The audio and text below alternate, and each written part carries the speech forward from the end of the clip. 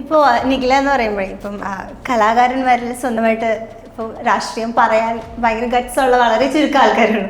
അതിലൊരാളാണല്ലോ നിഖില. അപ്പോൾ cinema select ചെയ്യുന്ന സമയത്ത് സിനിമ പറയുന്ന ഒരു പൊളിറ്റിക്സ് വേറെ ആണെങ്കിൽ അതെങ്ങനെയാണ് കാണുന്നത്? ലൈക്ക് അതൊരു ക്രാഫ്റ്റ് ആയിട്ട് കണ്ട് അത് ചെയ്യുന്ന ആളാണോ, അല്ലെങ്കിൽ നമ്മുടെ ഒരു ബോധത്തിന് പറ്റുന്ന രീതിയിൽ മാത്രമേ സെലക്ട് ചെയ്യാം? എൻ്റെ ബോധത്തിന് പറ്റുന്ന രീതിയിലുള്ളതേ ചെയ്യാറുള്ളൂ. ഇല്ല, അത് കാരണം എന്താണെന്ന് വെച്ചാൽ ഇപ്പം നിങ്ങൾ പറയുന്ന ആൾക്കാർക്ക് അറിയാമല്ലോ, നമ്മൾ സോഷ്യലി റെസ്പോൺസിബിൾ ആയിട്ട് അല്ലെങ്കിൽ നമുക്ക് എന്തെങ്കിലും ഒരു പൊളിറ്റിക്സ് ഉള്ള ആൾക്കാരാണെന്ന് അറിയുമ്പോൾ നാളെ അത് ചോദ്യം ചോദിച്ചാൽ എനിക്ക് ഉത്തരം പറയാൻ പറ്റുന്നല്ലോ. ഭയങ്കര സെലക്റ്റീവായിട്ട് സ്ക്രിപ്റ്റ് സെലക്ട് ചെയ്ത് ചെയ്യുന്ന ഒരാളാണോ, അല്ലെങ്കിൽ കൂടുതലും ഇപ്പോൾ തിയേറ്റർ സൈഡാണോ കോൺസെൻട്രേറ്റ് ചെയ്യുന്നത്? ഒന്നാമത് നമ്മളുടെ അടുത്ത് നല്ല സ്ക്രിപ്റ്റ് വന്നാലേ നമുക്ക് സെലക്ട് ചെയ്യാൻ പറ്റുള്ളൂ. അപ്പോൾ വരുന്നതിൽ നിന്ന് നമുക്ക് ബോധിക്കുന്ന ഒരു ഇത് സെലക്ട് ചെയ്യാന്നാണ്. അപ്പോൾ ഇത്രയും ഗ്യാപ്പ് ഉണ്ടാവണമെന്ന് ഒരിക്കലും ആഗ്രഹമുള്ള ആളല്ല. I like to keep working. പക്ഷേ ഗ്യാപ്പ് ഉള്ള സമയത്ത് വേറെ കാര്യങ്ങൾ ചെയ്യുന്നു. അങ്ങനെ ചെയ്യുന്നതാണോ സ്ക്രിപ്റ്റ് റൈറ്റിംഗ് ഒക്കെ? അങ്ങനെ തുടങ്ങിയതാണ്. ആക്ച്വലി തരംഗം റിലീസായി കഴിഞ്ഞപ്പോൾ ഞാനും ഡൊമിനിക്കും ഒരു പണിയില്ലാതെ ഇരുന്ന് ഫ്രസ്ട്രേറ്റഡ് ആയിട്ട് ഇരുന്നപ്പോഴാണ് ഞങ്ങൾ രണ്ടുപേരും എഴുതാൻ തുടങ്ങിയത്. അപ്പം അങ്ങനെ കുറച്ച് സ്ക്രിപ്റ്റ്സിൽ വർക്ക് ചെയ്തിരുന്നു. അതൊന്നും പ്രൊഡക്ഷനിലേക്ക് എത്തിയില്ല. അവസാനം പ്രൊഡക്ഷൻ കിട്ടിയത് ലോക്കൊക്കെ ആയിരുന്നു. ഇപ്പോഴും ഫാൻ പേജസ് ഒക്കെ ബ്ലോക്ക് ചെയ്യാറുണ്ടോ? ബ്ലോക്ക് ചെയ്തതൊന്നും അൺബ്ലോക്ക് ചെയ്തിട്ടില്ല. പുതിയതൊക്കെ ചെയ്യാറുണ്ടോ? പുതിയതൊക്കെ ബ്ലോക്ക് ചെയ്യാറുണ്ടോ? ഫാൻ പേജസ് ഒന്നല്ല, ആരെങ്കിലും റോങ് ആയിട്ടൊക്കെ എന്തെങ്കിലും പറയുകയാണെങ്കിൽ ബ്ലോക്ക് ചെയ്യാം. ഞാൻ കേട്ടിട്ടുണ്ട് ഫാൻ പേജസ് കുറെ ബ്ലോക്ക് ചെയ്തിട്ടുണ്ട്, 10ഓളം ഫാൻ പേജസ്. അതെങ്ങനെയാന്ന് വെച്ചാൽ അത് അങ്ങനെയല്ല. അത് എൻ്റെ പ്രൈവസിയിലേക്ക് വല്ലാതെ ഇൻക്ലൂഡ് ചെയ്യുന്നു എന്ന് തോന്നുമ്പം ആദ്യം പറയാറുണ്ട്. അപ്പോൾ അതവർക്ക് ചിലപ്പോൾ മനസ്സിലാവില്ല എന്ന് വരുമ്പോൾ പിന്നെ എനിക്കത് കാണാൻ താല്പര്യമില്ല എന്ന് വരുമ്പോൾ ഞാനത് ബ്ലോക്ക് ചെയ്യാറ്. ഇഞ്ചി മൈ മീൽ പാർട്ട്ണർ.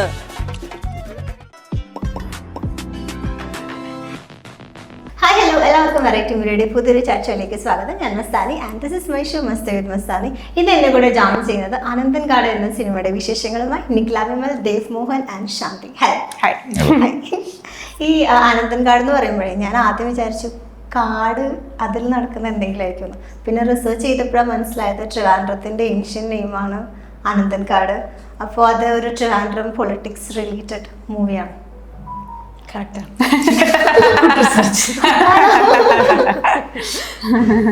എന്നാലും ചുരുക്കി പറയുകയാണെങ്കിൽ എന്തായിരിക്കും? അതൊക്കെ തന്നെ. അനന്തൻകാട് ഒരു സോഷ്യോ പൊളിറ്റിക്കൽ സിനിമയാണ്. പഴയ ട്രിവാൻഡ്രം കുറച്ച് ഒരു പീരിയഡ് ഫിലിമാണ്. ഒരു 89 തൊട്ടുള്ള ട്രിവാൻഡ്രത്ത് ജീവിച്ചിരുന്ന കുറച്ച് ആൾക്കാരുടെയൊക്കെ കഥ പറയുന്ന പീരിയഡ് ഫിലിമാണ് അനന്തൻകാട്. ഒരുപാട് ക്യാരക്ടേഴ്സ് ഉണ്ട്. ഒരു വലിയ ക്യാൻവാസിലുണ്ടായി വരുന്ന സിനിമയാണ്. GN കൃഷ്ണകുമാറും മുരളി ഗോപിച്ചേട്ടനും ടിയാന് ശേഷം ഒരുമിച്ച് ചെയ്യുന്ന ഒരു സിനിമയാണ്. വലിയ സ്റ്റാർ കാസ്റ്റ് ഉണ്ട്. ഒക്കെ തന്നെയാണ്. ഈ മുരളി ഗോപി എന്ന് പറയുന്ന ഒരു സ്ക്രിപ്റ്റ് റൈറ്റർ അപ്പോൾ ഓൾറെഡി ഒരു സ്ക്രിപ്റ്റ് എഴുതിയിട്ടുണ്ടല്ലോ. അപ്പോൾ എന്തായിരുന്നു ഇതിൻ്റെ ഒരു സ്ക്രിപ്റ്റ് കേട്ടപ്പോൾ ഫസ്റ്റ് മൈൻഡിലേക്ക് വന്നത്? മുരളിച്ചേട്ടൻ എന്ന് പറയുമ്പോൾ തന്നെ ഐ തിങ്ക് എല്ലാവർക്കും ഒരു എക്സൈറ്റ്മെൻ്റ് ഉണ്ട്. മുരളിച്ചേട്ടൻ എഴുതുന്ന ക്യാരക്ടേഴ്സ് പെർഫോം ചെയ്യാൻ എല്ലാ ആക്ടേഴ്സിനും ഒരു ആഗ്രഹം ഉണ്ടായിരിക്കും. കാരണം ഇപ്പോൾ ഒരു കുറേ ക്യാരക്ടേഴ്സ് ഉള്ളൊരു സിനിമയാണെങ്കിൽ പോലും ഓരോ ക്യാരക്ടറിനും ഒരു ഡിസ്റ്റിങ്റ്റീവ് ആയിട്ടുള്ളൊരു ടെമ്പറമെൻ്റ് ഉണ്ടായിരിക്കും. പിന്നെ ആ ഒരു ആർക്കിൽ ശരിക്കും ഒരു സിഗ്നിഫിക്കൻസ് ഉണ്ടെങ്കിലേ ആ ക്യാരക്ടറിനെ ചേട്ടൻ എഴുതുകയുള്ളൂ. അപ്പോൾ നമുക്കൊക്കെ ഒരു ക്ലാരിറ്റി ഉണ്ടായിരിക്കും. ഈ കഥയുടെ ഭാഗമായിട്ട് ഒരിക്കലും ഒരു ക്യാരക്ടർ വെറുതെ ഉണ്ടാവില്ല. അപ്പോൾ അങ്ങനത്തെ ഒരു ക്യാരക്ടർ പെർഫോം ചെയ്യാനുള്ളൊരു എക്സൈറ്റ്മെൻറ്റ് ഉണ്ടായിരുന്നു. പിന്നെ ഈ പറഞ്ഞ പോലെ ഒരു വലിയ സ്റ്റാർ കാസ്റ്റ് ഉണ്ട്. നമ്മുടെ സൗത്ത് ഇന്ത്യൻ ഇൻഡസ്ട്രിയിൽ നിന്ന് പല ഇൻഡസ്ട്രിയിൽ നിന്ന് വരുന്ന ആക്ടേഴ്സിനും കൂടെ വർക്ക് ചെയ്യാനുള്ള ഒരു ഓപ്പർച്യൂണിറ്റിയും കൂടിയായിരുന്നു. ഒരു ഭയങ്കര സ്ട്രോങ് ടെക്നിക്കൽ ടീമും ഉണ്ട് ഫിലിമിൽ. അപ്പോൾ എല്ലാം കൊണ്ടും ആക്ടേഴ്സിന് ഒരു എക്സൈറ്റിംഗ് പ്രോജക്റ്റ് ആയിരുന്നു to be a part of. Okay. ഇപ്പം നമ്മുടെ സൂഫി സുജാതയും അപ്പം അതിലാണെങ്കിലും ഒരു പ്രണയനായകൻ എന്നുള്ളൊരു സങ്കല്പം സ്റ്റില്ലുണ്ട്. ദേവ് മോഹൻ എന്ന് പറയുമ്പോൾ ഇപ്പോഴും ആളുകൾ ഇപ്പോഴും സൂഫി എന്നുള്ളൊരു പേരിലാണല്ലോ കൂടുതലും പറയുന്നത്. അപ്പം ഇതിലേക്ക് വരുമ്പോൾ ഇതിൻ്റെ ടൈറ്റിൽ ടീസർ കണ്ടപ്പം ഇതിൻ്റെ ലുക്കാണെങ്കിലും ഇതിന് ഭയങ്കര അഗ്രഷൻ നമുക്ക് ഫീൽ ചെയ്യുന്നുണ്ട്. അപ്പോൾ ആ ക്യാരക്ടർ ചേഞ്ച് എങ്ങനെ ഉണ്ടായിരുന്നു? കാരണം സ്റ്റിൽ ആളുകൾ ഇപ്പോഴും സൂഫി എന്ന് പറയുമ്പോൾ അത് എൻജോയ് ചെയ്യുന്നുണ്ടോ, അല്ലെങ്കിൽ അത് മാറ്റണം എന്ന് എപ്പോഴെങ്കിലൊക്കെ ആഗ്രഹിച്ചിട്ടുണ്ടോ? ഓഫ്കോഴ്സ് ഒരു സിനിമ കഴിഞ്ഞാൽ പിന്നെ അതിനെ നമുക്ക് ഇഷ്ടമാണ് ആ ഒരു സിനിമ അങ്ങനെ അപ്രീസിയേറ്റ് ചെയ്യപ്പെടുന്നത്. പക്ഷെ അതിലുപരി അത് തന്നെ പറയുന്നതിൽ ഇഷ്ടം പുതിയ പുതിയ ക്യാരക്ടറുകളെ പറ്റി സംസാരിക്കുന്നതാണ്. അപ്പം ഞാനിതിൽ വരാനുണ്ടായ റീസണും അതാണ്. മുരളിച്ചേട്ടൻ എന്നോട് ഈ കഥാപാത്രത്തിനെ പറ്റി പറഞ്ഞപ്പോൾ ഒരു ടോട്ടലി ഡിഫറെൻറ്റ് ലുക്ക് ആൻഡ് ഫീലും ഒരു സെറ്റിങ്സിലുമാണ് ഈ കഥ നടക്കുന്നതും ഈ കഥാപാത്രം ഉള്ളത്. അപ്പോൾ എന്നെ സംബന്ധിച്ചിടത്തോളം അത് ഭയങ്കര എക്സൈറ്റിംഗ് ഫാക്ടറായിരുന്നു. എങ്ങനെയായിരിക്കും ഞാനിതിലേക്ക് വരുന്നത് എന്നുള്ള കാര്യം. അപ്പോൾ അത് എനിക്ക് തോന്നുന്നു കൃഷ്ണകുമാരേട്ടന് ഒരു ക്ലാരിറ്റി ഉണ്ടായിരുന്നു എങ്ങനെയായിരിക്കണം പ്രസന്റ് ചെയ്യേണ്ടതെന്നും എങ്ങനെയായിരിക്കും ഈ ക്യാരക്ടറിന്റെ ഡയലോഗ്സ് എന്നും അല്ലെങ്കിൽ ഒരു ടോട്ടാലിറ്റി. നേരത്തെ ശാന്തി പറഞ്ഞ പോലെ ചേട്ടൻ എഴുതുന്ന ഓരോ ക്യാരക്ടേഴ്സിനും ഒരു വ്യക്തമായിട്ടൊരു ആർക്ക് ഉണ്ടായിരിക്കും സിനിമയിൽ. അത് 3 സീനിലുള്ള ആ ഒരു ക്യാരക്ടർ ആണെങ്കിലും ഒരു ബിഗിനിങ്ങും ഒരു എൻഡും ഉണ്ടായിരിക്കും. ഒരു ക്യാരക്ടറും ചുമ്മാ വന്ന് എയറിൽ നിൽക്കുന്ന ഒരു ഫീല് നമുക്ക് കിട്ടില്ല. പക്ഷെ എൻ്റെ ഈ കഥാപാത്രം ഓൾമോസ്റ്റ് സിനിമയിൽ ത്രൂ ഔട്ട് ഉള്ളത് കൊണ്ട് ടോട്ടൽ സ്ക്രിപ്റ്റ് ചേട്ടനാണ് വായിച്ചു വന്നത്. സ്ക്രിപ്റ്റ് ചേട്ടൻ വായിച്ചു, നമ്മളത് കേട്ടു, അങ്ങനെയാണ് എൻ്റെ അടുത്ത് പറഞ്ഞത്. അപ്പോൾ അതിൽ തന്നെ ഒരു ക്ലാരിറ്റി ഉണ്ട് എങ്ങനെയാണ് ഈ കഥാപാത്രത്തിൻ്റെ ലുക്ക് ആൻഡ് ഫീൽ മൂവ്മെൻറ്റ് എങ്ങനെയാണ്, അല്ലെങ്കിൽ ഇയാൾ എങ്ങനെയാണെന്നുള്ളൊരു ഇത്. അപ്പോൾ എന്നെ സംബന്ധിച്ചിടത്തോളം നേരത്തെ പറഞ്ഞ പോലെ വളരെ ഡിഫറെൻ്റ് ആയിട്ടുള്ളൊരു അപ്രോച്ചും ഒരു അഗ്രഷനുള്ള ഒരു ക്യാരക്ടറാണ്. റൂട്ടഡ് ആണ്, റോ ആണ്. അത് തന്നെയാണ് എക്സൈറ്റ് ചെയ്തത്. എന്താ ഇതിലൊരു ക്യാരക്ടർ എങ്ങനെയാ അപ്പോൾ? സോ ഈ കഥാപാത്രം ട്രാവൽ ചെയ്യുന്നത് മെയിനായിട്ട് മുരളിച്ചേട്ടൻ്റെയും ഇന്ദ്രൻ സാറിൻ്റെയും ശരത്തിൻ്റെയും ഞങ്ങൾ 4 പേര് ഒരു ഗ്യാങ് ആയിട്ടാണ് പോകുന്നത്. അപ്പം ഞങ്ങളുള്ള സ്ഥലത്തിനും ഞങ്ങളെ സാഹചര്യത്തിനും വളർന്ന രീതിക്കൊക്കെ ഒരു പ്രത്യേകതയുണ്ട്. അങ്ങനെയാണ് ഈ ക്യാരക്ടറിനെ ഷേപ്പ് ചെയ്തിട്ടുള്ളത്. ഓക്കെ, ഇപ്പം ഇതിലേക്ക് വരുമ്പോഴേക്കും ഇപ്പം GN മുരളി ഗോപി കോമ്പിനേഷനിൽ ഇപ്പോൾ ടിയാൻ ഇറങ്ങിയ സമയത്താണെങ്കിലും എന്താണെങ്കിലും നമ്മൾ ഇപ്പം മുരളി ഗോപി സ്ക്രിപ്റ്റ് എന്ന് പറയുമ്പോൾ നമ്മൾ ചിരിച്ച് ചുമ്മാ ഇങ്ങനെ എൻ്റർടൈൻമെൻറ്റ് അങ്ങനെ ആയിരിക്കില്ല, അതിലെന്തെങ്കിലും ചർച്ച ചെയ്യാനുള്ള കാര്യങ്ങളോ ഓഫ്കോഴ്സ് ഉണ്ടാവും. അപ്പോൾ അനന്തൻകാട് റിലീസ് ആയതിനു ശേഷം അങ്ങനെ ഒരു ചർച്ച ആവുന്ന എന്തെങ്കിലും രീതിയിലുള്ളൊരു സിനിമ ആയിരിക്കും ആയിരിക്കാൻ. ഇത് ഞാൻ പറഞ്ഞ പോലെ ഒരു പഴയ ട്രിവാൻഡ്രം ബേസ്ഡ് ആയിട്ടുള്ള ഒരു കഥയാണ്, പീരിയഡ് ഫിലിമാണ്. അപ്പോൾ അന്നത്തെ സോഷ്യൽ പൊളിറ്റിക്കൽ കാര്യങ്ങളാണ് ഇതിൽ സിനിമയിൽ കൂടുതൽ ചർച്ച ചെയ്തിട്ടിരിക്കുന്നത്. അപ്പോൾ അത് ഇന്നും അതിനെപ്പറ്റിയൊക്കെ ഇന്നും ധാരണയുള്ള ആൾക്കാർ ഒബ്വിയസ്ലി ചർച്ച ചെയ്യാം. അതില്ലാത്തവർക്ക് ഒരു സിനിമയായിട്ട് ചിലപ്പം കണ്ടിട്ട് പോവുമായിരിക്കും. അല്ല, അതില്ലാത്തവർക്ക് ചിലപ്പോൾ ഒരു പുതിയ എക്സ്പീരിയൻസ് ആയിരിക്കാം. കാരണം അത് കാണാത്തൊരു സ്പേസിനെ ഒന്ന് കാണാൻ പറ്റിയ എക്സ്പീരിയൻസ് ഉണ്ടായിരുന്നു. ഓക്കെ, നിങ്ങൾ അങ്ങനെ സ്ക്രിപ്റ്റ് വായിച്ചപ്പോൾ ഇതൊക്കെ ഡിസ്കസ് ചെയ്തിട്ടുണ്ടായിരുന്നോ? എന്ത് ഇങ്ങനത്തെ അന്ന് ഇങ്ങനെയൊക്കെ ഉണ്ടായിരുന്നു? ഞങ്ങളാരും ഞാൻ സ്ക്രിപ്റ്റ് വായിച്ചിട്ടില്ല. ഞങ്ങൾക്കൊക്കെ എന്ന് പറഞ്ഞാൽ ക്യാരക്ടറിൻ്റെ ഡീറ്റെയിലിംഗ് ആണ്. മുരളിച്ചേട്ടൻ്റെ സ്ക്രിപ്റ്റിന് എനിക്കൊന്ന് മേജർ പോർഷൻസ് ചെയ്യുന്ന ആൾക്കാർക്കാണ് ഹോൾ സ്ക്രിപ്റ്റ് നരേഷൻ ഉണ്ടായിരുന്നത്. എനിക്കൊക്കെ ചെറിയ പോർഷനാണുള്ളത്. അപ്പം എൻ്റെ ഒരു ആഗ്രഹത്തിനാണ് മുരളിച്ചേട്ടൻ്റെ സ്ക്രിപ്റ്റിൽ വർക്ക് ചെയ്യണം എന്നുള്ളൊരു ആഗ്രഹത്തിൻ്റെ പുറത്താണ് ഞാൻ ഈ സിനിമ ചെയ്യുന്നത്. അപ്പോൾ എനിക്ക് എൻ്റെ ക്യാരക്ടർ ആർക്കും എൻ്റെ ക്യാരക്ടർ എവിടെ നിന്ന് വരുന്നു, എന്ത് ചെയ്യുന്നു, എന്താണ് അവരുടെ ഒരു മെൻ്റൽ സ്റ്റേറ്റ്, എന്താണ് അവരിതിലൂടെയാണ് കടന്നു പോകുന്നത് എന്നുള്ള കാര്യങ്ങളൊക്കെ അങ്ങനത്തെ ഒരു ഡീറ്റെയിൽ നരേഷൻ ഉണ്ടായിരുന്നു. എൻ്റെ ക്യാരക്ടറിനും എൻ്റെ ചുറ്റുപറ്റിയുള്ള ആൾക്കാരും എന്താ ചെയ്യുന്നത് എന്നുള്ളതിനെ പറ്റിയിട്ടൊക്കെ ഉള്ളൊരു പ്രോപ്പർ നരേഷൻ ഉണ്ടായിരുന്നു. സ്ക്രിപ്റ്റ് റീഡിംഗ് ആയിട്ട് എനിക്കുണ്ടായിരുന്നില്ല. എന്തായിരുന്നു അപ്പോൾ മുരളിച്ചേട്ടൻ്റെ സ്ക്രിപ്റ്റിൽ ചെയ്യണം എന്ന ആ ഒരു ആഗ്രഹം തോന്നാനുള്ള ഒരു ഫാക്ട്? മസ്താനിക്ക് വന്ന് മസ്താനി ചെയ്യില്ലേ? എനിക്ക് അഭിനയിക്കാറില്ലല്ലോ. ഇല്ല, അത് നമുക്കറിയാലോ. ഇതിന് മുന്നേ ചെയ്തിരിക്കുന്ന വർക്കുകളും പിന്നെ അതിൻ്റെ ഒരു സിനിമയുടെ ഒരു ക്യാൻവാസും പിന്നെ ടിയാൻ പോലുള്ളൊരു സിനിമ ചെയ്ത ഒരു കോമ്പിനേഷനാണ്. അപ്പോൾ നമ്മൾ പൊതുവെ ആക്ടേഴ്സ് നോക്കുമ്പോൾ അങ്ങനെ ഒരു അതൊക്കെ നമ്മൾ കൺസിഡർ ചെയ്യാമല്ലോ. എന്തൊക്കെയാണ് നമ്മളിപ്പോൾ ഒരു സിനിമയിലേക്ക് അട്രാക്ട് ചെയ്യുന്ന കാര്യങ്ങൾ നോക്കുമ്പോൾ ആക്ടേഴ്സ്, നല്ല പ്രൊഡക്ഷൻ ഹൗസ്, നല്ല ബാനർ, നല്ല വലിയ ക്യാൻവാസുള്ള സിനിമ, പറയുന്ന പോലെ വളരെ ഒരുപാട് നല്ല തിരക്കഥകൾ എഴുതിയിട്ടുള്ള ഒരാളാണ് മുരളിച്ചേട്ടൻ. അപ്പോൾ അദ്ദേഹത്തിൻ്റെ സ്ക്രിപ്റ്റിൽ വർക്ക് ചെയ്യുക, ചില ഡയറക്ടേഴ്സിനോട് നമുക്ക് വർക്ക് ചെയ്യാൻ ആഗ്രഹമുണ്ടാവും. അപ്പോൾ അങ്ങനത്തെ പല പല കാര്യങ്ങളുണ്ടാവും. അപ്പം അതിൽ ഈ സിനിമയിൽ എനിക്കതായിരുന്നു. ഓക്കെ, ഇപ്പോൾ ഇതിൽ ആര്യ ഇൻ അനന്തൻകാട് എന്നാണല്ലോ. അപ്പം ആര്യ ഒരു മലയാളി ആണെങ്കിൽ പോലും മലയാളത്തിലെ സിനിമകൾ ചെയ്തിട്ടുണ്ട്. പക്ഷെ ഒരു ഹീറോ ആയിട്ട് വന്നത് ഇത്രയും സമയം എടുത്തിട്ടാണ് ഒരു മെയിൻ ലീഡായിട്ട് വന്നതെന്ന് ഞാൻ കുറേ കമൻസ് കണ്ടു. എപ്പോഴെങ്കിലും അത് നിങ്ങൾ ഇപ്പം ആരും ഇവിടെ ഇല്ലല്ലോ, അപ്പോൾ നിങ്ങൾ അങ്ങനെ ഡിസ്കസ് ചെയ്തിട്ടുണ്ടായിരുന്നോ എന്ത് ഇത്ര സമയം എടുത്തത് നോക്കി? അല്ല, ഈ സിനിമ അത് ഡിമാൻഡ് ചെയ്യുന്നുണ്ട്. ഇപ്പോൾ ഓരോ സിനിമയും ഓരോ കാര്യങ്ങളും ഡിമാൻഡ് ചെയ്യുന്നുണ്ട്. ഇപ്പോൾ ആര്യ സർ രണ്ടാമത് ഒരു ഗ്യാപ്പിന് ശേഷമാണ് മലയാളത്തിലേക്ക് വരുന്നത്. പക്ഷെ ഈ സിനിമയിലെ കഥാപാത്രം അത് ഡിമാൻഡ് ചെയ്യുന്നുണ്ട്. അതാണ് എപ്പോഴും ഒരു പ്ലേസ്മെന്റ് കറക്റ്റ് ആയിരിക്കണമല്ലോ. എനിക്ക് തോന്നുന്നു കുറച്ചുകൂടെ സിനിമ കാണുമ്പോഴായിരിക്കും എനിക്ക് അധികം ഡീറ്റെയിലേക്ക് പോകാൻ പറ്റില്ല. ബട്ട് സ്റ്റിൽ ഈ സിനിമ ആര്യ സാറിനെ പോലെ ഒരാളുടെ പ്രസൻസ് ഡിമാൻഡ് ചെയ്യുന്നുണ്ട്. അതുകൊണ്ടാണ് ഈ പാർട്ട് ഓഫ് ഇറ്റ്. മാത്രമല്ല, ഇപ്പോൾ ഒരു സിനിമ ചെയ്തില്ല, ആക്ടറായിട്ട് ചെയ്തില്ല എന്നുള്ളൂ. He did a lot of production. അവർ ഒരുപാട് സിനിമകൾ പ്രൊഡ്യൂസ് ചെയ്തിട്ടുണ്ട്. അപ്പം പുള്ളി ഈ പറഞ്ഞ കാലത്തോടെല്ലാം എപ്പോഴും സിനിമയുടെ ഭാഗമായി, മലയാള സിനിമയുടെ ഭാഗമായിട്ട് ഇവിടെ ഉണ്ടായിരുന്നു. ഇപ്പോൾ ഒരു പ്രോപ്പർ ലോഞ്ചിനായിരിക്കാം വെയിറ്റ് ചെയ്തിട്ടുണ്ടാവുക. എനിക്ക് തോന്നുന്നു ഇതിന് മുൻ ലാസ്റ്റ് വന്നത് എൻ്റെ ഓർമ്മയിലുള്ളത് ഉർമിയൊക്കെയാണ്. അബ്രഹാം. അപ്പം അങ്ങനെയുള്ള സിനിമകൾ വരുമ്പോഴാണല്ലോ അവരും അവിടെ അത്യാവശ്യം നല്ല തിരക്കുള്ള ഒരു ആക്ടറാണല്ലോ. അപ്പം അവിടെ ഇപ്പം ഇവിടെ വന്നിട്ട് തിരിച്ചൊരു സിനിമ വന്ന് ചെയ്യണമെന്ന് ആലോചിക്കുമ്പോൾ നമുക്ക് എല്ലാവർക്കും ഉണ്ടാവില്ല. നമ്മുടെ നാട്ടിൽ വന്നൊരു സിനിമ ചെയ്യുമ്പോൾ പ്രോപ്പറായിട്ട് ചെയ്യണമെന്നുള്ളത്. അപ്പം അതുകൊണ്ടായിരിക്കുന്നതാണ് എനിക്കറിയാവുന്നത് അങ്ങനെയാണ്. ഇപ്പോൾ നമ്മൾ നോർമൽ ഒരു സിനിമ എടുക്കുന്ന സമയത്ത് എവിടെയെങ്കിലൊക്കെ ഒരു ലൊക്കേഷൻ സ്റ്റില്ലോ അല്ലെങ്കിൽ നിങ്ങളുടെ ക്യാരക്ടറിലെ കോസ്റ്റ്യൂമിൻ്റെ എന്തെങ്കിലുമൊക്കെ എവിടെയെങ്കിലുമൊക്കെ ലീക്കാവും. പക്ഷേ ഈ സിനിമ തുടങ്ങിയപ്പം റിലീസ് ആവാൻ നിൽക്കുന്ന സമയത്താണെങ്കിൽ ഒരു സ്റ്റില്ല് പോലും ലീക്ക് ആയിട്ടില്ല. എങ്ങനെ ഇത് ഇത്ര സീക്രട്ട് ആയിട്ട് നിങ്ങൾ ഷൂട്ട് ചെയ്ത് കണ്ടിട്ട്? അത് ഡയറക്ഷൻ ടീമിനടുത്ത് എന്നാലും എവിടെയും നിങ്ങളുടെ കാരണം നമ്മളിപ്പോൾ ഏത് സിനിമ എവിടെയെങ്കിലൊക്കെ ഒരു ലൊക്കേഷൻ എന്തെങ്കിലുമൊക്കെ എവിടെയെങ്കിലൊക്കെ ഒരു വരും, അറ്റ്ലീസ്റ്റ് റിലീസ് ആവുന്ന സമയത്തെങ്കിലും. പക്ഷെ നിങ്ങളുടെ ഒന്നുമില്ല, ഭയങ്കര സീക്രട്ട് ആയിട്ടാണ് ഇത് കംപ്ലീറ്റ്. നല്ലതല്ലേ? നല്ലതാ.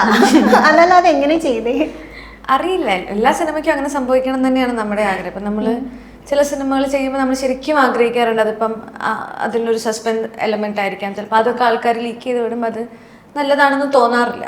ഈ സിനിമയ്ക്ക് അങ്ങനെ ഒന്നും പുറത്ത് വന്നിട്ടില്ല എന്ന് പറയുന്നത് സന്തോഷമുള്ള കാര്യമാണ്. അപ്പം നിങ്ങൾക്ക് കാണുമ്പം എന്താണെന്ന് അറിയാനും പുതിയതായിട്ട് കാണുന്നത് പോലെ ഒരു ഫീലും ഒരു ഫ്രഷ്നെസ്സും ഒക്കെ ഉണ്ടാവില്ല. അറിയില്ല എന്തുകൊണ്ടാണ് വരാത്തത്. നിങ്ങളിപ്പോഴാണ് അറിയുന്നത്. അതെ. ഇപ്പോൾ സൂഫിയൊക്കെ ചെയ്യുന്ന സമയത്ത് ഒരു പീസ്ഫുൾ വൈബായിരുന്നല്ലോ. പക്ഷെ ഇതിൻ്റെ ഒരു ടീസറാണ് നമ്മളിപ്പോൾ കണ്ടത്. അപ്പോൾ എന്തായാലും അടി ഇടി അത്യാവശ്യം നല്ല സ്റ്റണ്ട് പരിപാടീസ് ചെയ്തിട്ടുണ്ട്. അപ്പം ആ സമയത്ത് എന്തൊക്കെയായിരുന്നു ഒരു പ്രിപ്പറേഷൻ അല്ലെങ്കിൽ എന്തെങ്കിലും പേഴ്സണൽ ഇഞ്ചുറീസ് ഫൈറ്റ്സിൻ്റെ ഇടയിൽ? അല്ല, അടിയിടി മാത്രമുള്ള ഒരു സിനിമ അല്ല ഇത്. അത് അതിന്റെ ഒരു ചെറിയ ഭാഗമാണെന്ന് മാത്രമേ ഉള്ളൂ. ഇത് ഒരിക്കലും ഒരു ത്രൂ ഔട്ട് ആക്ഷൻ സിനിമയല്ല. പക്ഷെ അതിൽ ആക്ഷൻ എലമെന്റ്സ് ഉണ്ടെന്ന് മാത്രമേ ഉള്ളൂ. പിന്നെ എങ്ങനെയാണ് അതിനെ അപ്രോച്ച് ചെയ്തതെന്ന് വെച്ച് കഴിഞ്ഞാൽ ഇപ്പം എല്ലാവരും വർക്ക്ഔട്ട് ചെയ്യുന്ന കൂട്ടത്തിലാണല്ലോ. അപ്പോൾ നമുക്ക് വലിയ ബുദ്ധിമുട്ടുകൾ അങ്ങനെ വരാറില്ല. പിന്നെ ആര്യ സാറ് ഒക്കെ ട്രെയിൻഡ് ആയിട്ട് ഫൈറ്റ് പഠിച്ചിട്ടുള്ള ഒരാളാണ്. അപ്പം ഞങ്ങൾ തമ്മിൽ കുറേ സീക്വൻസ് ഉണ്ടായിരുന്നു, കുറേ സമയം സ്പെൻഡ് ചെയ്യാൻ പറ്റിയിരുന്നു. അപ്പോൾ പുള്ളിയാണ് എൻ്റെ അടുത്ത് കുറച്ചുകൂടെ പറഞ്ഞത് എങ്ങനെയാണ് നമ്മളിതിനെ അപ്രോച്ച് ചെയ്യേണ്ടത്, എങ്ങനെ ഇഞ്ചുറി വരാതെ ചെയ്യാം എന്നൊക്കെയുള്ള കാര്യം. എപ്പോഴും ഇഞ്ചുറിയാണ് നമ്മൾ ശ്രദ്ധിക്കേണ്ട ഒരു കാര്യം ഇങ്ങനത്തെ സീക്വൻസുകൾ ചെയ്യുമ്പോൾ. സോ അതിനൊന്ന് കെയർഫുൾ ആയിരിക്കുക എന്ന് മാത്രമേ ഉള്ളൂ. അതിന് വലിയ പ്രിപ്പറേഷൻ ഒന്നും ഉണ്ടായിരുന്നില്ല, കുറച്ച് അവെയർ ആയി എന്ന് മാത്രമേ ഉള്ളൂ. തിയേറ്റർ എക്സ്പീരിയൻസ് ഉണ്ടാവും, പിന്നെ ഫിലിമിലും ചെയ്യുന്നുണ്ട്. ഇപ്പോൾ തിയേറ്റർ ആർട്ടിസ്റ്റ് എന്ന നിലയിൽ നമുക്ക് ഓഡിയൻസിൻ്റെ ഒരു റിയാക്ഷൻ കുറച്ചുകൂടി പെട്ടെന്ന് കിട്ടുന്ന പോലെ ഫീൽ ചെയ്യില്ലേ? ഓ, യു മീൻ നമ്മൾ റെസ്പോൺസ് ഇമ്മീഡിയറ്റ്ലി? ഡെഫിനറ്റ്ലി. അതൊരു ലൈവ് പെർഫോമൻസ് ആണ്.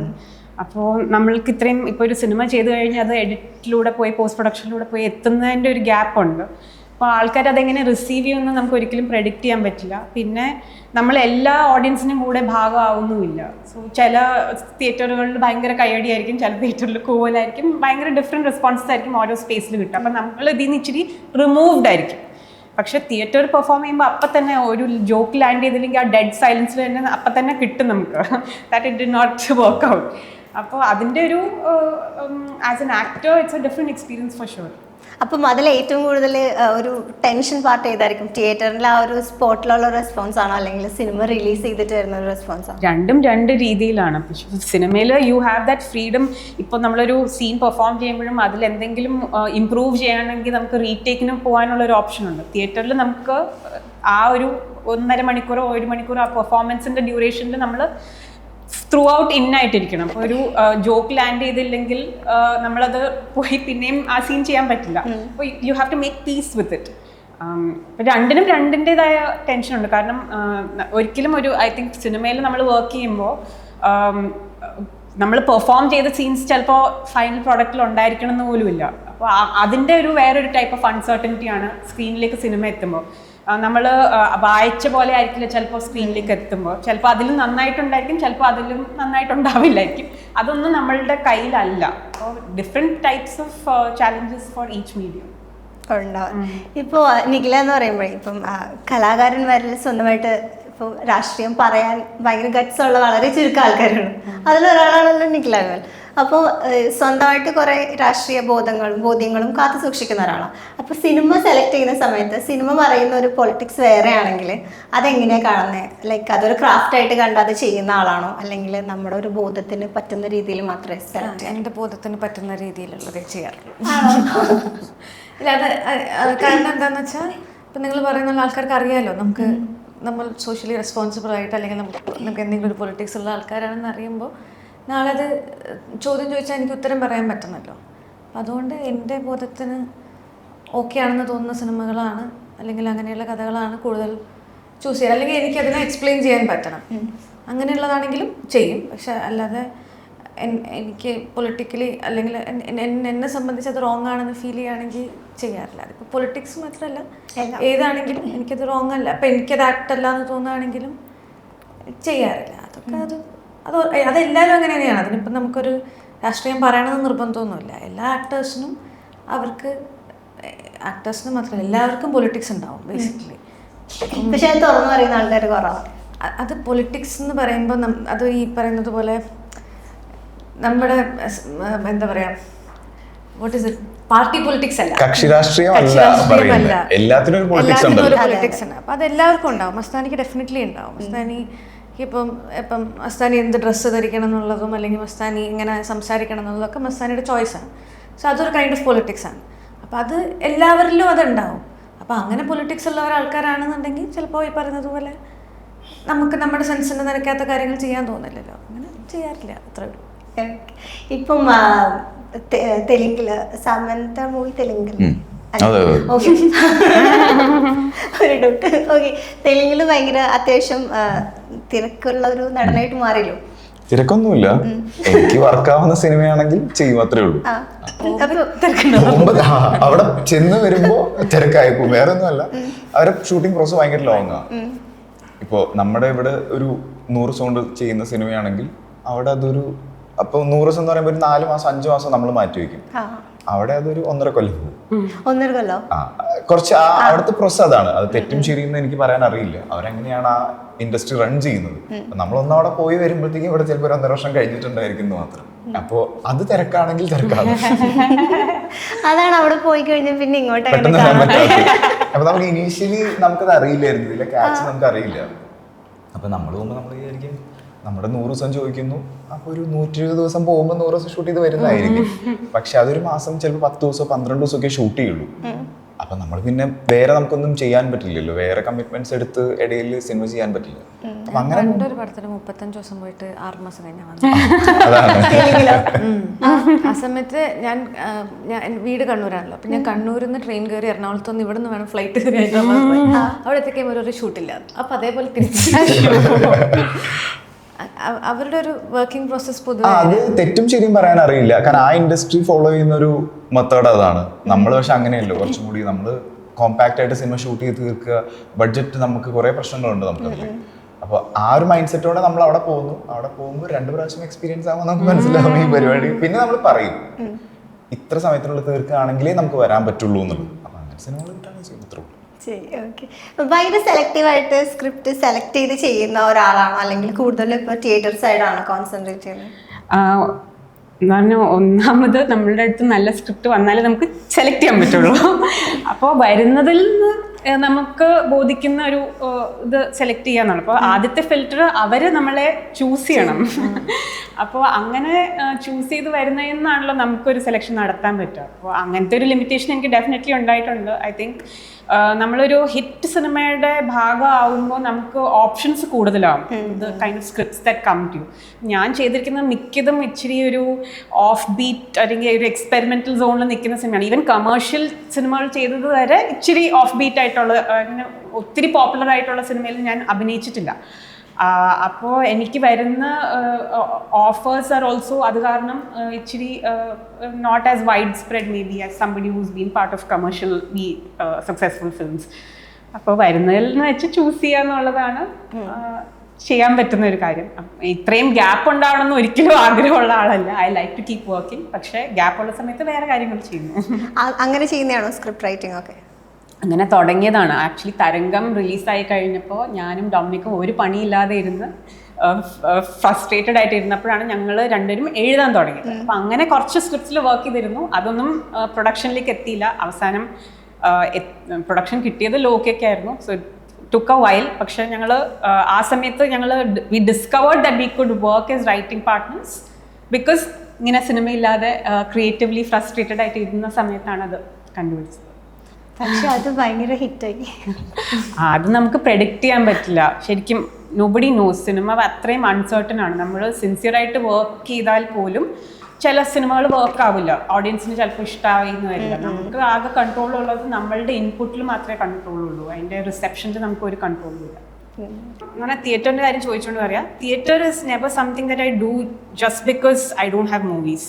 അങ്ങനെ അപ്രോച്ച് ചെയ്യുന്ന ഒരു സ്പേസേ അല്ല തിയേറ്റർ. എനിക്ക് തിയേറ്റർ എന്ന് പറഞ്ഞാൽ ആസ് എൻ ആക്ടർ ഒരു പുതിയ രീതിയിൽ വർക്ക് ചെയ്യാൻ എനേബിൾ ചെയ്യുന്ന ഒരു മീഡിയമാണ്. പിന്നെ എനിക്ക് ഏറ്റവും എക്സൈറ്റിംഗ് ആയിട്ട് തോന്നിയിട്ടുള്ളത് തിയേറ്ററിൻ്റെ കാര്യത്തിൽ ഒരു സ്പേസ് ഓഫ് കമ്മ്യൂണിറ്റിയാണ്. കാരണം നമ്മൾ കുറേ നാളുകൾ ഒരു ഗ്രൂപ്പിൻ്റെ കൂടെ വർക്ക് ചെയ്യുന്നു, ഒരു പെർഫോമൻസിലേക്ക് ലീഡ് ചെയ്യാൻ അത്രയും നാൾ നമ്മൾ ഇൻവെസ്റ്റ് ചെയ്യണം. അപ്പോൾ ഒരു സെൻസ് ഓഫ് കമ്മ്യൂണിറ്റി ബിൽഡ് ആവും.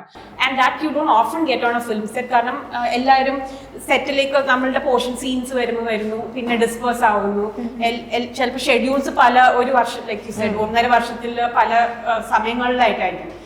അപ്പോൾ ഇച്ചിരി കൂടെ ഒരു കണ്ടെയ്ൻ സ്പേസ് ആണ് തിയേറ്റർ. അപ്പോൾ അത് തരുന്ന ഒരു എക്സ്പീരിയൻസ് ഒരു ഹൈയും വേറെയാണ്. അപ്പോൾ ഡെഫിനറ്റ്ലി ലൈക്ക് രണ്ടും ബാലൻസ് ചെയ്ത് പോകണമെന്ന് തന്നെയാണ് ആഗ്രഹം. പക്ഷെ അത് ലൈക്ക് പ്രാക്ടിക്കലി ചിലപ്പോൾ ഡിഫിക്കൽട്ടീസ് വരാറുണ്ട്. അപ്പോൾ എനിക്ക് ഇടയ്ക്ക് സിനിമ ഇല്ലാത്ത സമയത്ത് എന്ന് പറഞ്ഞാൽ ക്രിയേറ്റീവ്ലി ഡെഫിനറ്റ്ലി എൻഗേജ്ഡ് ആയിട്ട് ഇരിക്കണമെന്നുണ്ട്. അപ്പോൾ I explore whatever I can in that space. ഇപ്പോൾ റൈറ്റിംഗ് ആണെങ്കിലും തിയേറ്റർ ആണെങ്കിലും യുനോ സിനിമയാണെങ്കിലും all of them give me different things. ഇപ്പോഴും ഫാൻ പേജസ് ഒക്കെ ബ്ലോക്ക് ചെയ്യാറുണ്ടോ? ബ്ലോക്ക് ചെയ്തതൊന്നും അൺബ്ലോക്ക് ചെയ്തിട്ടില്ല. പുതിയതൊക്കെ ചെയ്യാറുണ്ടോ? പുതിയതൊക്കെ ബ്ലോക്ക് ചെയ്യാറുണ്ടോ? ഫാൻ പേജസ് ഒന്നല്ല, ആരെങ്കിലും റോങ് ആയിട്ടൊക്കെ എന്തെങ്കിലും പറയുകയാണെങ്കിൽ ബ്ലോക്ക് ചെയ്യാറുണ്ട്. ഞാൻ കേട്ടിട്ടുണ്ട് ഫാൻ പേജസ് കുറെ ബ്ലോക്ക് ചെയ്തിട്ടുണ്ട്, 10ഓളം ഫാൻ പേജസ്.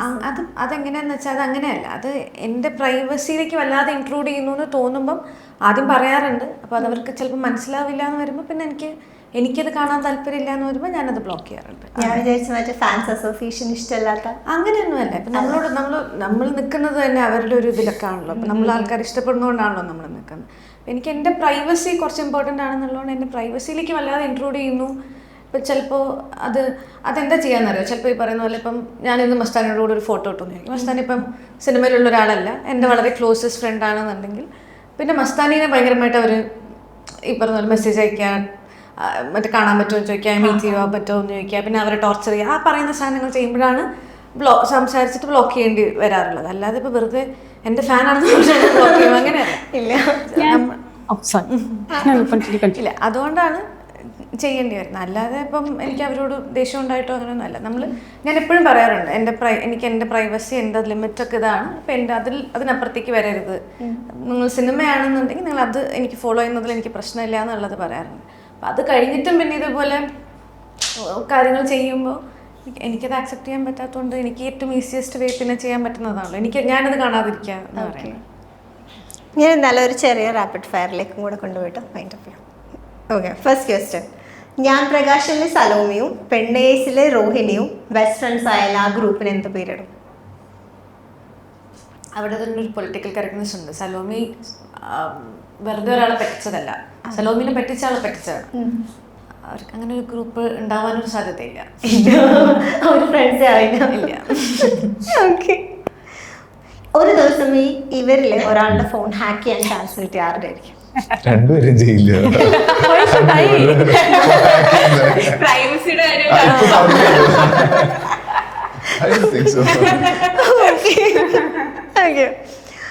പാപം ചെയ്യാത്തവർ കല്ലറിയിട്ടിലെ ലിൻഡ ഒരു 5 year കഴിഞ്ഞിട്ട് എന്ത് ചെയ്യുമായിരിക്കും? ഇപ്പോ സ്ക്രിപ്റ്റ് റൈറ്റർ ആണല്ലോ, അപ്പൊ ആ ഒരു ഐഡിയയിൽ എന്തായിരിക്കും ഇപ്പോ? I think she will be travelling the world. ഇങ്ങനെ പാറി പറന്ന് നടക്കുമായിരിക്കും, ഓരോ സ്ഥലത്തെ ഓരോ ഭക്ഷണങ്ങൾ എക്സ്പ്ലോർ ചെയ്ത് ഇങ്ങനെ ഫ്രീ ആയിട്ട് നടക്കുമായിരിക്കും. I don't think she will be married.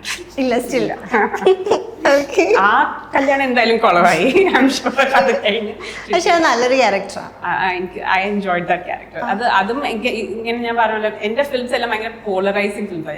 ചില ആൾക്കാർക്ക് ഭയങ്കര ഇഷ്ടം, ചില ആൾക്കാർക്ക് ഒട്ടും വർക്കാവില്ല. അതുപോലത്തെ ഒരു സിനിമയാണ് പാപം ചെയ്യാത്തവർക്കെല്ലാവരുടെയൊക്കെ അതിന്റെ ഒരു നീഷ് ഓഡിയൻസ് ഉണ്ട്. അത് ഒട്ടും വർക്ക് ആവാത്ത കുറെ ആൾക്കാരുണ്ട്, including some of my friends who hated the film. അപ്പോൾ ഇത് നമ്മളുടെ കയ്യിലല്ല. അപ്പോൾ നമ്മൾ പെർഫോം ചെയ്ത സമയത്ത് I enjoyed it. Okay okay. ഇപ്പം ഒരു പെട്ടെന്ന് ഒരു അത്യാവശ്യം വന്നു, അപ്പോൾ ഒരു 50,000 അല്ലെങ്കിൽ ഒരു 5 lakhs rupees വേണം. ഇവരിൽ ആരായിരിക്കും തരാത്തത് ക്യാഷ്? ഞാനായിരിക്കും, എൻ്റെ ഉണ്ടാവില്ല. അന്ന് ഞാൻ ഇവരുടെ അടുത്ത് പോയി തിരിച്ചു സപ്പോസ് ഇവർ രണ്ടേ ഉള്ളൂ ചോദിക്കാൻ. അപ്പം അങ്ങനെ രണ്ടുപേരും ചോദിച്ചു കുറച്ച് വർഷമായിട്ട്. കുറച്ച് 25 ആയിട്ട് ചോദിക്കും. ഓക്കെ, ലൈഫ് ഒരു സിനിമ ആക്കുവാണെങ്കിൽ അതിന് എന്ത് പേരിടും?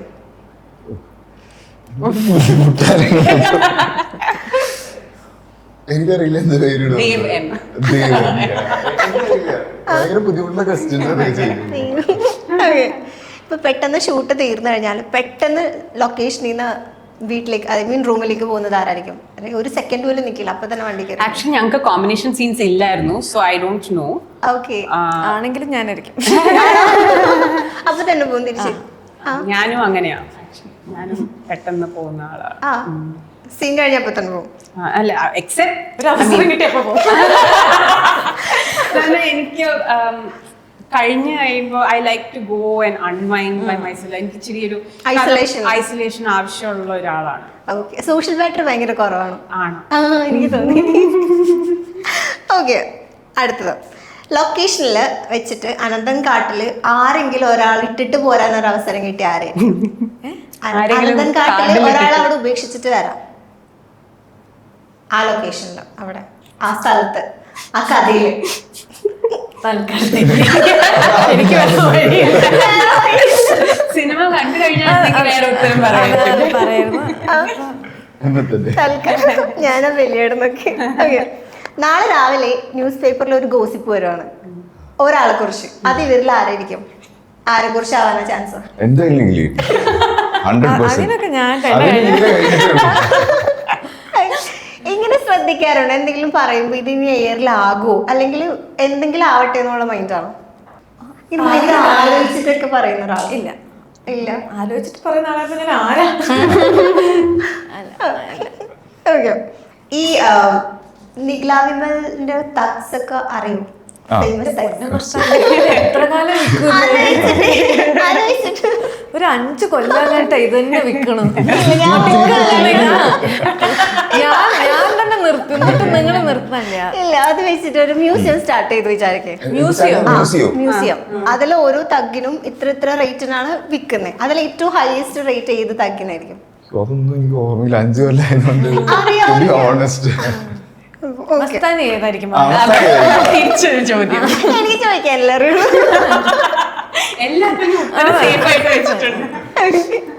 ഒരു ദിവസം ദേവ് മോഹൻ മുഖ്യമന്ത്രി ആവുന്നു. അങ്ങനെയാണെങ്കിൽ നടപ്പിലാക്കാൻ പോകുന്ന ഒരു നിയമം എന്തായിരിക്കും? അതിൽ ഓൺലൈൻ മീഡിയ പ്രൊമോഷൻ.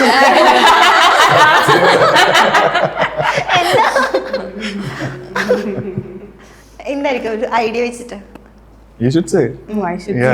എന്റെ ആഗ്രഹം പറയട്ടെ. വേണ്ട, പറഞ്ഞോ? I think no paparazzi at funerals. Exactly, അത് ഞാൻ എഗ്രി ചെയ്യുന്നു. ഓക്കെ, 2014 നിഖില വിമൽ 40 പ്രായമൊക്കെ ആയിട്ടിരിക്കും. എന്ത് ചെയ്യായിരിക്കും ഫിലിം? വർഷം 26. അറിയില്ല. സിനിമയിലൊക്കെ എന്തെങ്കിലുമൊക്കെ ചെയ്യാൻ ആഗ്രഹമുണ്ട്. അങ്ങനെ എന്തെങ്കിലുമൊക്കെ ചെയ്യായിരിക്കും. ഡയറക്ഷൻ, റൈറ്റിംഗ് അങ്ങനെയൊക്കെ ഉണ്ടാവും? അല്ല, എനിക്ക് പ്രൊഡക്ഷൻ ഇൻട്രസ്റ്റ് ഉള്ളൊരു മേഖലയാണ്. പ്രൊഡക്ഷൻ റിച്ചെന്നല്ല, പ്രൊഡക്ഷൻ വേറൊരു പ്രൊഡ്യൂസർ എന്നുള്ളതല്ല, പ്രൊഡക്ഷൻ ചെയ്യാൻ ഇഷ്ടമാണ്. ഓക്കെ, അപ്പൊ എന്തായാലും അനന്തൻ കാട് തിയേറ്ററിൽ റിലീസ് ആവാണ്. ഇപ്പോൾ സിനിമ വളരെ വലിയൊരു കാര്യം ഡിസ്കസ് ചെയ്യുന്ന എന്തായാലും ഉറപ്പാണ്. അപ്പം അതുപോലെ തന്നെ ആവട്ടെ, വളരെ വലിയൊരു വിജയമാവട്ടെ. അപ്പോൾ all the very best. Thanks. Thank you. ഇഞ്ചി മൈ മീൽ പാർട്ട്ണർ.